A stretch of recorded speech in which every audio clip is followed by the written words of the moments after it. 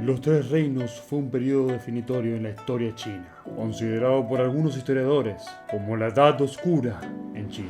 Hubo enormes conflictos, guerras y turbulencia política entre el 220 y el 280 después de Cristo. Esta etapa histórica recibió su nombre porque los tres reinos principales surgieron después del colapso de la dinastía Han, cada uno controlando parte de China y luchando por la dominación total del país.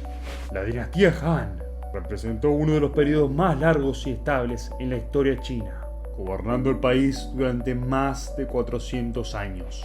Sin embargo, a fines del segundo siglo, la dinastía comenzó a enfrentar problemas internos y externos, como la corrupción generalizada, una administración débil, opresión y desigualdad social, lo que llevó a levantamientos populares y disturbios. Además, el creciente poder de los señores de la guerra regionales. Estos señores son Cao, el líder del reino de Wei, Liu Bei, fundador del reino de Shu, y Sun Quan, gobernante del reino de Wu. Pero en este capítulo serán protagonistas estos dos poderosos y ambiciosos señores de la guerra, Yuan Shao y Cao Cao. Ambos quieren controlar al emperador y unificar a China bajo su mando, pero solo puede haber uno. Por eso se enfrentan en una batalla decisiva que cambiará el curso de la historia. Esta es la batalla de Guandu, y te voy a contar cómo se desarrolló y quién ganó.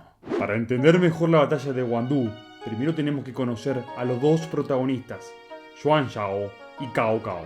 Yuan Shao era el señor de la guerra del noroeste de China, y tenía un ejército de más de 100.000 soldados, entre infantería y caballería. Era un hombre de origen noble, que se consideraba el legítimo heredero de la dinastía Han. Había gobernado China durante más de 4 siglos, pero que se había debilitado por la corrupción y las rebeliones. Yuan Shao era un líder carismático y generoso, pero también arrogante y orgulloso. No escuchaba los consejos de sus subordinados y confiaba demasiado en su superioridad numérica. Cao era el señor de la guerra del centro de China y tenía un ejército de unos 40.000 soldados, la mayoría de ellos veteranos y leales. Era un hombre de origen humilde, que se había hecho un nombre por su talento militar y político. Era un estratega brillante y despiadado, que no dudaba en usar cualquier medio para lograr sus fines. Sabía aprovechar las oportunidades y adaptarse a las circunstancias. Era un líder respetado y temido, pero también cruel y ambicioso. No se conformaba con ser un vasallo del emperador, sino que aspiraba a ser un nuevo emperador. Estos dos señores de la guerra se habían enfrentado varias veces antes, pero nunca de forma directa y decisiva. Sin embargo, en el año 200 la situación cambió. Yuan Shao decidió lanzar una gran ofensiva contra Cao Cao, con la intención de acabar con él de una vez por todas y tomar el control del emperador que estaba bajo su custodia. Yuan Shao reunió sus tropas y las dividió en dos grupos, uno que avanzaría por el sur y otro que lo haría por el norte, rodeando el territorio de Cao Cao. Su objetivo era la ciudad de Guandu, donde Cao Cao tenía su base principal. Cao Cao, al enterarse de los planes de Yuan Shao, decidió concentrar sus fuerzas en Guandu y prepararse para resistir el asedio. Sabía que no podía enfrentarse a Yuan Shao en campo abierto, por lo que optó por una estrategia defensiva. Fortificó Guandu con trincheras, murallas y torres, y almacenó suficientes provisiones para aguantar el ataque. También envió espías y agentes para recabar información y sembrar la discordia entre los generales de Yuan Shao.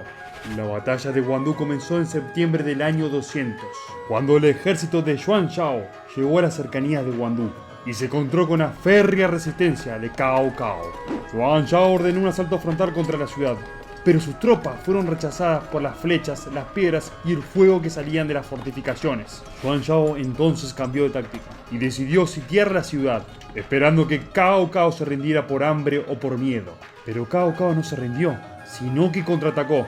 Usando su caballería ligera, realizó varias salidas y emboscadas contra los campamentos de Yuan Shao, causando bajas y confusión entre sus filas. También usó su ingenio y su astucia para engañar y manipular a Yuan Shao y a sus generales. Por ejemplo, fingió una retirada hacia el río Amarillo para atraer a Yuan Shao a una trampa. Pero Yuan Shao no cayó en ella y se mantuvo firme en su posición. La batalla se prolongó durante 2 meses, sin que ninguno de los dos bandos lograra una ventaja decisiva.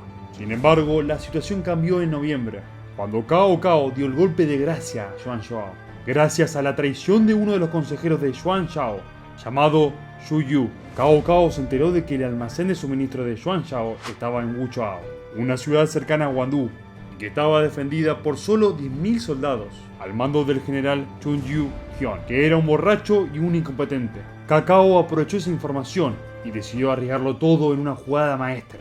Dejó solo 10.000 soldados en Guangdú, al mando de su primo Cao Hong, y se llevó el resto de su ejército, unos 30.000 hombres, a atacar Wuchao por sorpresa. La noche del 20 de noviembre, Cao Cao llegó a Wuchao y la incendió. Los soldados de Xuanzhao, que estaban desprevenidos y desorganizados, no pudieron resistir el asalto y fueron masacrados por las tropas de Cao Cao.